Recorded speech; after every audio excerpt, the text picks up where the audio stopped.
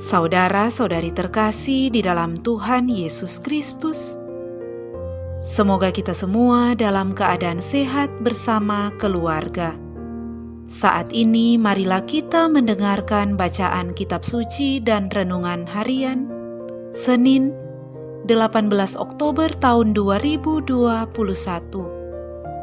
Marilah berdoa. Dalam nama Bapa dan Putra dan Roh Kudus. Amin.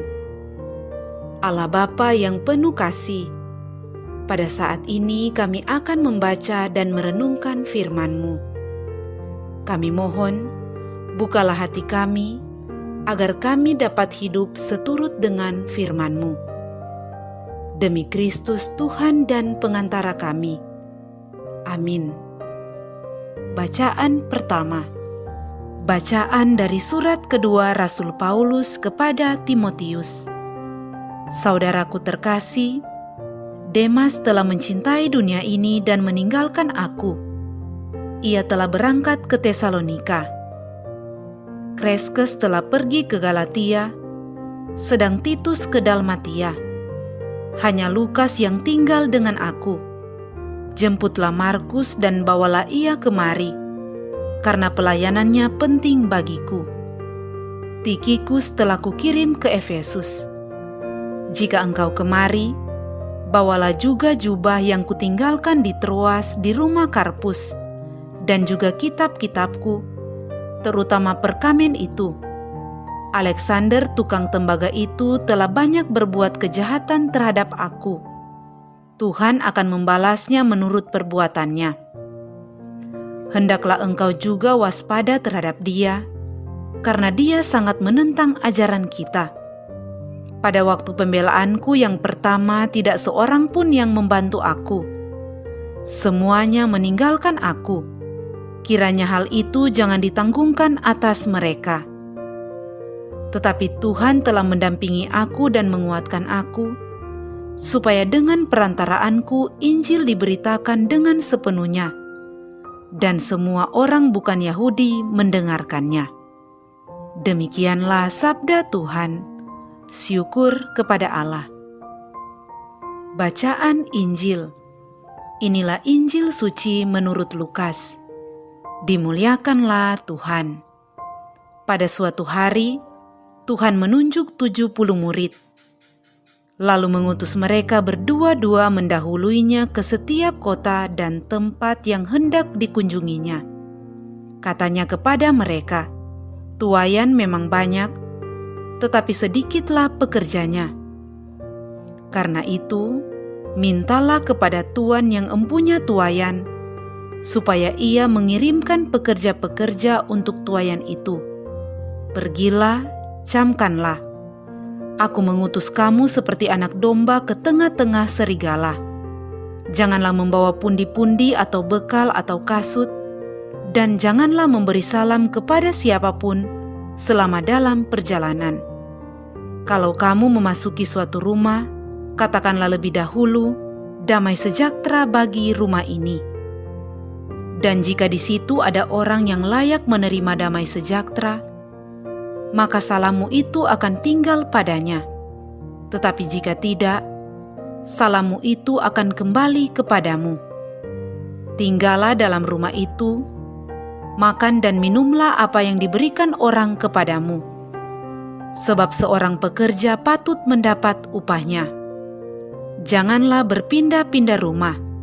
Jika kamu masuk ke dalam sebuah kota dan kamu diterima di situ, makanlah apa yang dihidangkan kepadamu, dan sembuhkanlah orang-orang sakit yang ada di situ. Dan katakanlah kepada mereka, kerajaan Allah sudah dekat padamu." Demikianlah sabda Tuhan. Terpujilah Kristus. Saudara-saudari terkasih di dalam Tuhan Yesus Kristus, renungan kita di saat ini diberi judul Mewartakan dan Menghadirkan Kerajaan Allah. Saudara-saudari terkasih, pada hari ini kita merayakan pesta Santo Lukas. Mari kita sejenak mengenal Lukas, yang dikenal sebagai penulis Injil dan mengalami bantuannya untuk mengimani Kristus. Santo Lukas adalah seorang tabib dari bangsa Yunani, berasal dari kota Antiokhia, Syria. Ia menjadi murid Rasul Paulus dan menulis Injil ketiga, yaitu Injil Lukas dan Kisah Para Rasul. Sumber penulisannya adalah ajaran-ajaran Paulus dan sumber lain dari orang-orang yang bergaul dengan Yesus dan Injil sebelumnya, yaitu Injil Markus dan Injil Matius. Santo Lukas menulis Injil dengan maksud untuk membuktikan bahwa Yesus adalah penebus bagi semua bangsa.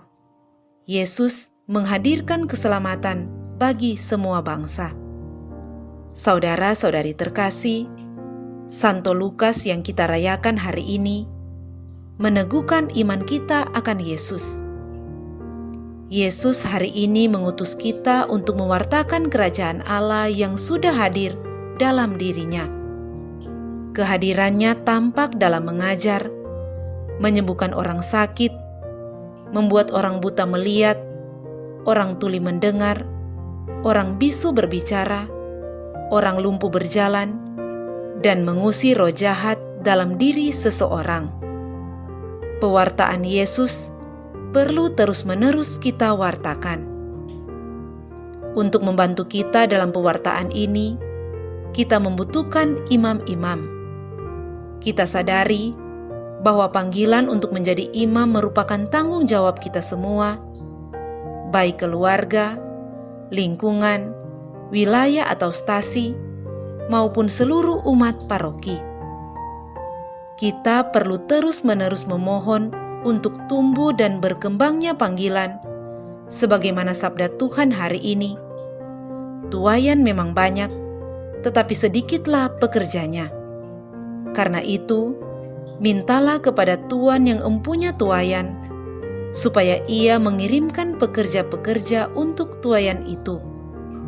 Pergilah, camkanlah.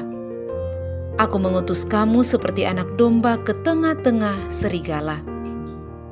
Saudara-saudari terkasih, pernyataan Yesus ini menegaskan kembali bahwa kerajaan Allah sudah dekat, bahwa memang sejak semula Allah menghendaki seluruh umatnya beroleh selamat, dan keselamatan itu hanya dapat dinikmati oleh setiap orang yang membiarkan Allah meraja dalam dirinya. Selain itu, karena memang selama ini Allah selalu memperhatikan dan mengasihi umatnya. Bahkan sekarang ini Ia telah hadir dalam diri anak manusia. Hanya saja masih banyak orang enggan dan malas untuk merasakannya. Yesus menunjukkan kenyataan yang ada pada zamannya dan juga masih relevan untuk zaman kita ini, yaitu sedikitnya pekerja yang bisa membantu mengerjakan pekerjaan-pekerjaan Allah. Oleh sebab itu, Tuhan Yesus mengajak kita semua untuk berdoa memohon supaya kita dianugerahi pekerja-pekerja lebih banyak lagi. Harapannya, tentulah agar kehadiran keselamatan Allah akan dirasakan dan dimiliki oleh semakin banyak orang. Saudara-saudari terkasih, melalui bacaan hari ini kita pun diajak untuk menjadi pekerja-pekerjanya yang senantiasa mewartakan dan menghadirkan kerajaan Allah, yaitu kasih, damai sejahtera, dan keselamatan dari Allah bagi semua orang. Marilah berdoa. Allah Bapa yang Maha Kuasa, kami mohon, bantulah kami agar kami teguh dalam iman akan Injil yang diwartakan Santo Lukas, sampai kami mengalami kepenuhan kasih-Mu di surga. Dengan pengantaraan Kristus Tuhan kami. Amin. Dalam nama Bapa dan Putra dan Roh Kudus. Amin.